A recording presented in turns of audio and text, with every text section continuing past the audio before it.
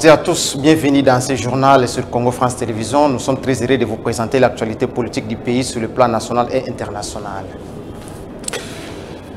Commençons cette édition par cette situation sécuritaire à l'est du pays. Ils sont nombreux à avoir mené une campagne appelée dite de conscience collective. L'objectif, c'est de passer les messages afin d'expliquer au peuple congolais les massacres qui sévissent à l'est de la République démocratique du Congo. La Lucha, Filimbi, ainsi que les autres mouvements citoyens étaient sur la place des Évolués en début de la semaine pour expliquer aux Congolais la commémoration des génocides congolais. Écoutez. Connaissons l'effort, il y a tout un chacun de nous pour justement entretenir cette mémoire collective. Ils sont plusieurs mouvements citoyens et ceux de la société civile à organiser une série d'activités en souvenir des atrocités à l'est de la République démocratique du Congo. La Lucha, Filimbi, Fondation Panzi et tant d'autres. Les jeunes veulent passer un message clair. Connaissons l'effort, il y a tout un chacun de nous pour justement entretenir cette mémoire collective. Nous en avons besoin. Ces victimes du génocide congolais en ont besoin, et ça très important. Et loko ba raison même biso to kutana en après-midi awa. Kozong sango vraiment la carte à contexte pour que tout se comprendre très bien et tout cheminer tous ensemble ou à peu près 30 ans. La guerre à l'Est a fait plusieurs morts, des familles déplacées, de quoi a donné une idée à cette jeune dame pleine de talent. Vous avez vu que depuis 1 mois et demi, il y a eu une augmentation de l'activisme des miliciens, n'est-ce pas, qui attaquent notre pays. En réalité, on sait que ces milices-là sont financées par le Rwanda, l'Ouganda, avec derrière, bien entendu, toutes les multinationales des puissances étrangères qui sont là ici pour piller nos minerais, les minerais congolais. Les manifestations qui se tiennent sur la place des Évolués à la Gombe est dans une suite logique d'une programmation des mouvements citoyens qui comptent poursuivre dans tous les coins du pays afin de faire passer les messages susceptibles d'arrêter les massacres à l'est de la République démocratique du Congo. Voilà, restons toujours dans ces chapitres de l'insécurité à l'est de la République démocratique du Congo. D'après un rapport publié par un groupe d'experts des Nations Unies, ces derniers expliquent le soutien rwandais au mouvement terroriste M23 qui sème l'insécurité depuis un certain temps à l'est de la République démocratique du Congo. Suivez dans cet élément.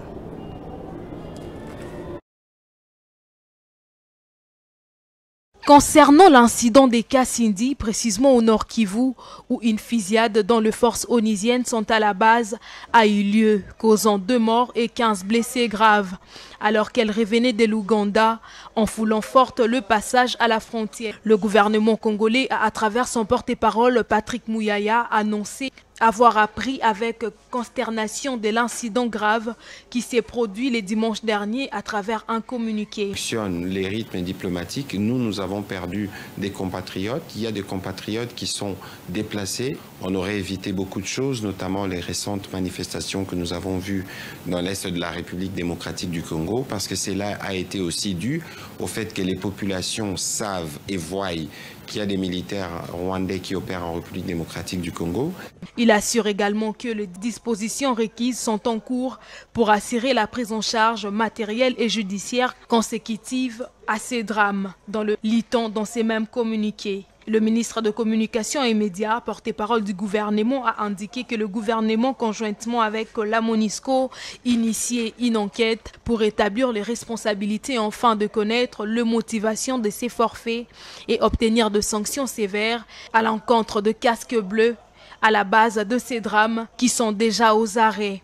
Rappelons que, quelques heures après cet incident qui a été connu du grand public grâce à la diffusion d'une vidéo dans les différentes plateformes de réseaux sociaux, la MONUSCO a, à travers son chef Bintou Keïta, avait reconnu la fusillade commise par ces casques bleus.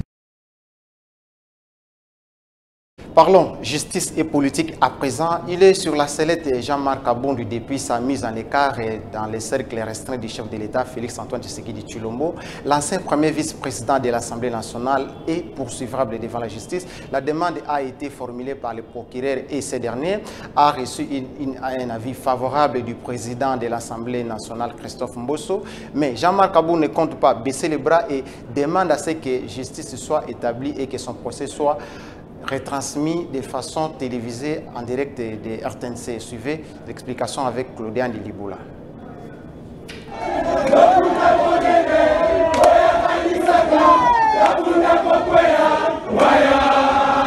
Ils étaient plusieurs militants de son quartier général à venir accompagner leur leader. Jean-Marc Kaboun a été convoqué pour la deuxième fois devant le juge pour être auditionné. Finalement, c'était un rendez-vous manqué. Les procureurs près de la cour, n'est-ce pas, présentés étaient absents le jour du rendez-vous. Quelques jours après, le procureur des Républiques a été au bureau de l'Assemblée nationale à travers une correspondance pour solliciter la levée de ses immunités parlementaires. De son côté, ayant été informé, l'ancien bras droit du président de la République a réagi à travers une correspondance adressée au bureau de l'Assemblée nationale. Je cite: c'est sur soi cette affaire, et d'ajouter: je veux un procès équitable et retransmis à la télévision.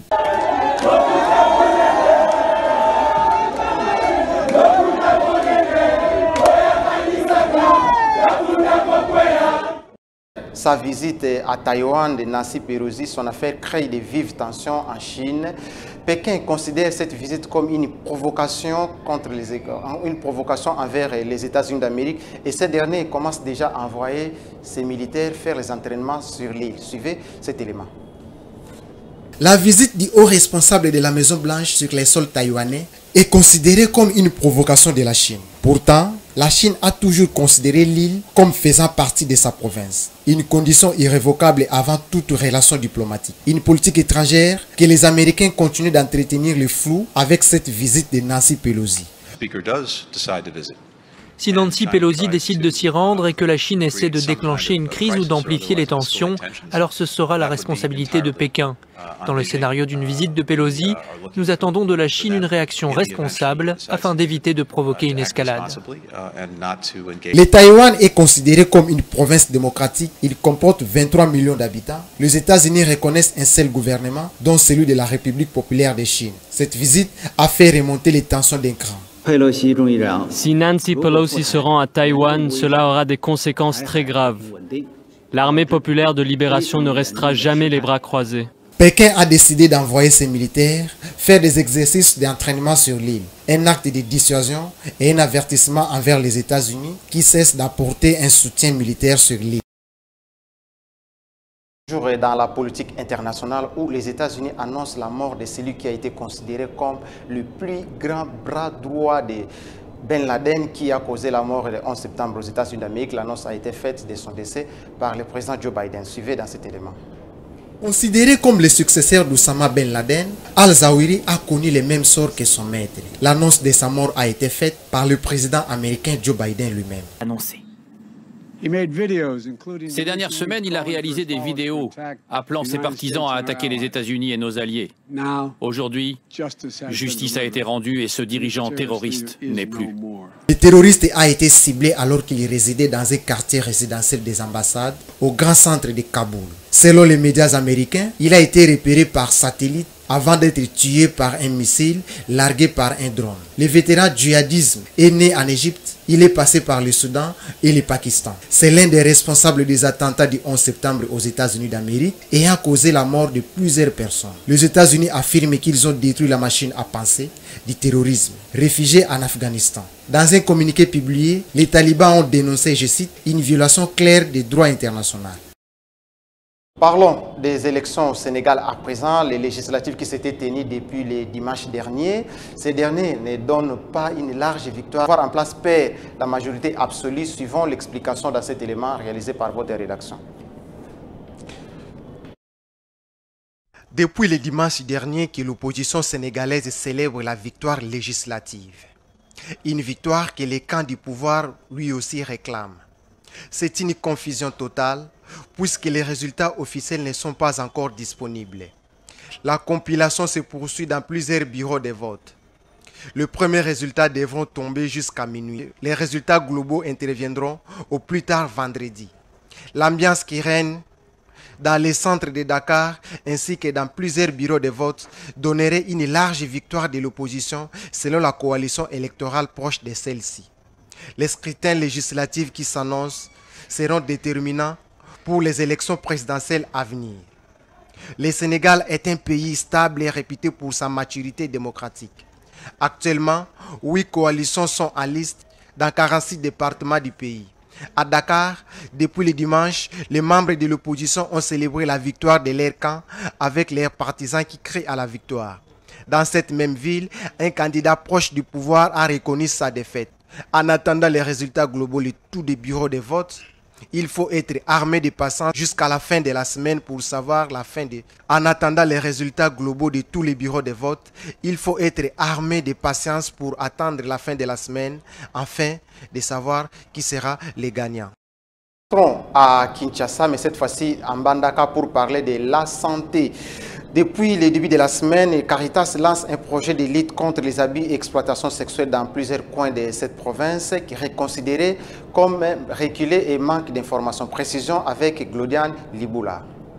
Projet de lutte contre les abus et l'exploitation sexuelle dans les zones de santé de Bolengue, Mbandaka et Ouangata a commencé depuis le début de la semaine. Ce projet est exécuté par la Caritas de développement de Mbandaka à Bikoro, dans ces zones ayant connu la 14e épidémie de la maladie virus Ebola. Déjà prévu pour 6 mois, ces projets visent la prévention sexuelle, mettent en cause de l'humanitaire locaux, même après l'épidémie à virus Ebola. Les effets peuvent continuer. Peut-être qu'il y a eu des victimes de cas de milliers où l'information n'est pas arrivée. Voilà pourquoi ce projet est là et nous pensons qu'il y a encore l'opportun du fait que le fait peut persister même après l'épidémie. Voilà pourquoi ce projet est là et nous pensons qu'il y a encore l'opportun du fait qu'il y a les codes de bonne conduite, que la population de Mbandaka peuvent rester tranquille et surtout les femmes vulnérables. Cette œuvre philanthropique réalisée par la... Parlons religion à présent, où l'œuvre philanthropique réalisée par l'apôtre Bobo Mutombo, chose promise et chose faite. Il est allé rendre visite aux femmes, aux orphelins et les a donné quelque chose et bien de première nécessité. Regardez cet élément réalisé par votre rédaction. Bon, grande est ma joie parce que on a réalisé ce qu'on avait promis. Et voilà, c'est une grande joie quand on réalise la parole, on accomplit la parole de Dieu. Donc nous l'avons promis pendant avant même notre conférence. Et nous avions dit qu'après la conférence, nous aurons cette occasion de pouvoir partager quelque chose avec le veuve militaire et les orphelins militaires. Pourquoi? Parce qu'en cette période vraiment cruciale où nos militaires sont en train de livrer la bataille au front précisément à l'est, et il y a de ceux-là qui ont perdu leur vie et voilà, on avait bon jugé de pouvoir venir en aide aux veuves militaires et aux orphelins militaires. Et grande est ma joie parce que je bénis aussi, je remercie le pasteur Trésor qui a été une porte par laquelle nous sommes passés pour pouvoir toucher ces veuves militaires. C'est la fin de ce journal. Restez branchés sur Congo France Télévisions. Le programme reste en continu sur notre chaîne ainsi que sur notre page Facebook. L'intégralité de toute l'actualité, vous la retrouverez.